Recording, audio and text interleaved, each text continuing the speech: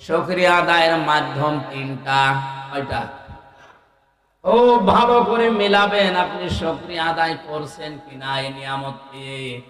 এক নম্বরে আপনার মুখের স্বীকৃতি দেওয়া লাগবে, হ্যাঁ এটা আমি জীবনে মানি, নিয়ামত বলে। নিয়ামত বলে মানেন তো? হ্যাঁ, এখানে যারা এসেছে স্বীকার যারা করলেন যে এটা নিয়ামত হিসাবে আজকে আমি মানি, আপনি আনন্দ করতে পারেন, অসুবিধা নেই। কারণ তামাম দুনিয়ার 750 কোটি মানুষ এই কথা বলতে পারে না। শুধু আমরা 175 কোটি মুসলিম মানি আর না মানি স্বীকার করি এটা আল্লাহর নিয়ামত। 2 নম্বরে আপনার মনে আনন্দ লাগা লাগবে। মানুষের মনে আনন্দ লাগে কখন?